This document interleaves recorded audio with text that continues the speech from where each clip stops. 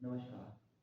Skill सीखो, skill सीखो, skill सीखो। खूब सुन लिया, स्किल सीखो, स्किल सीखो, स्किल सीखो। खूब सुन लिया। चलो अब डिस्कस करते हैं स्किल्स का असली राज। स्किल कितने लोगों ने अभी तो ये बहुत कॉमन हो गया है कि लोग खूब सुन रहे हैं, इंस्टाग्राम पे देख रहे हैं, हर जगह देख रहे हैं कि भाई किताबें पढ़ने में कुछ नहीं रखा, किताबें पढ़ने में कुछ नहीं रखा, डिग्री लेने में कुछ नहीं रखा, स्किल सीखो, स्किल से पैसे मिलेंगे। स्किल स्किल्ड लोगों को स्किल्ड लेबर चाहिए होता है कंपनीज को, स्किल्ड लोगों को, स्किल्ड पर्सन को हायर करेगी कंपनियां। ठीक है। और बहुत बहुत सारे लोग वो बताते हैं कि ये वाली स्किल सीखो, कोडिंग सीख लो, पाइथन सीख लो, कॉपी राइटिंग सीख लो, वीडियो एडिटिंग सीख लो, कंटेंट क्रिएशन सीख लो, ग्राफिक डिजाइनिंग सीख लो। ये सारी स्किल्स सबने सुनी है, लेकिन क्या सच में अभी के टाइम पे ये सीखना वर्थ इट है?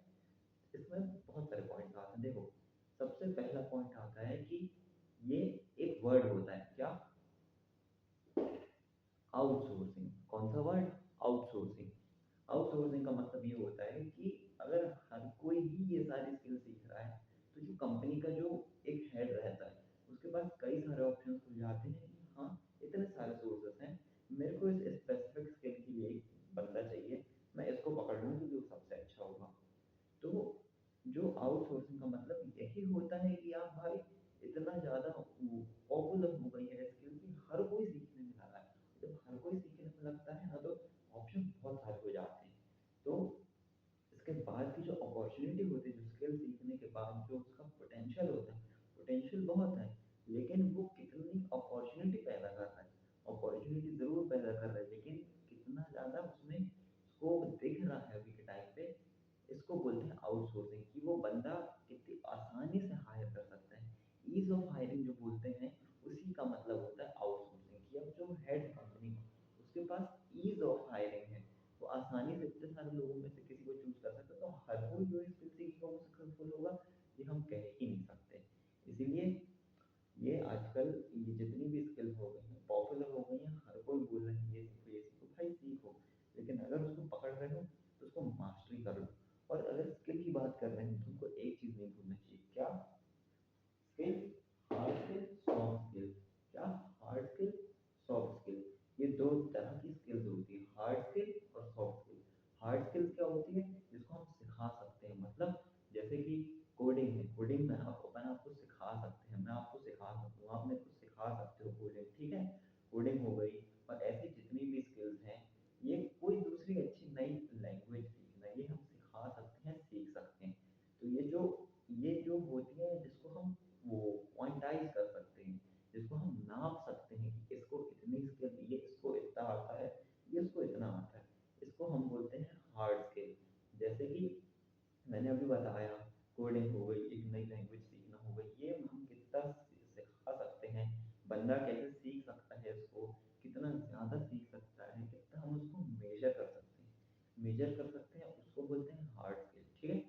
हार्ड स्किल को आप ऐसे समझ सकते हैं कि हार्ड स्किल आपको एक जॉब दिलवा सकती है, आपको जॉब दिलवा सकती है हार्ड स्किल। आपने कोडिंग सीख ली, आपको कोई कंपनी ने कोडिंग के लिए हायर कर लिया, सिर्फ कोडिंग के लिए हायर कर लिया, ये तो हार्ड स्किल आपको जॉब दिलवा सकती है। अब आती है क्या? Soft skill.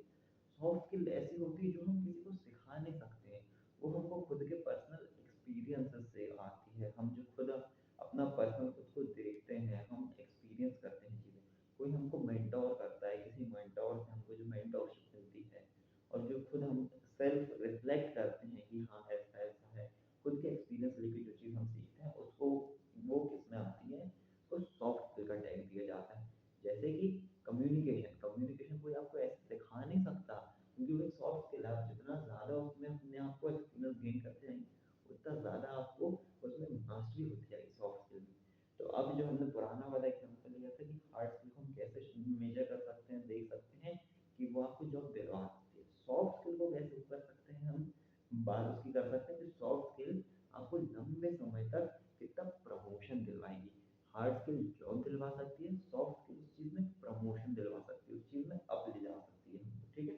और सॉफ्ट स्किल तो ऐसा है, आपको हर ही चीज़ में मतलब ज़रूरत पड़ती है, कि जो भी जितनी भी सॉफ्ट स्किल्स हैं आपको ज़रूरत पड़ती ही है, लगभग हर चीज़ में ज़रूरत पड़ती है। ठीक है। अब तो हमने देख लिया कि आउटसोर्स हो गई है, स्किल्स हो गई हैं, और हम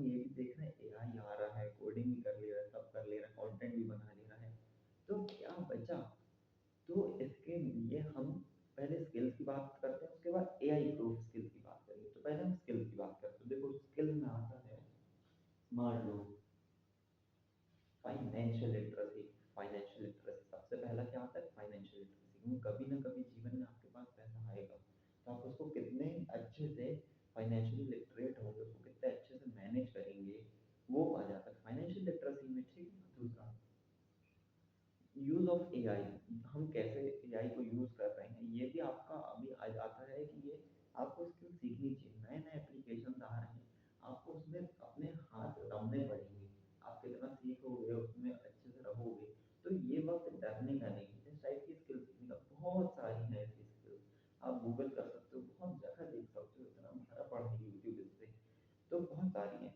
और अभी आपके लिए जो है, अगर आप एकदम बिगिनर स्टार्ट करो, तो सबसे इम्पोर्टेंट आपके लिए रहता है कि आपके अंदर जो कोई एग्जिस्टिंग स्किल है, कोई एग्जिस्टिंग स्किल है, आप उसमें पहले मास्टरी करो। ये नहीं कि 10 स्किल सीख ली अब 10 आती है, ऐसा कुछ नहीं है। पहले आपको एक आती है, मास्टरी करो। और अगर आप ऐसे हो कि एकदम कंप्लीट बिगिनर, आपको समझ में नहीं आ रहा कि स्किल आप में है नहीं है, स्किल आपको इंटरेस्ट है नहीं है, तो आप एक्सपेरिमेंट करो।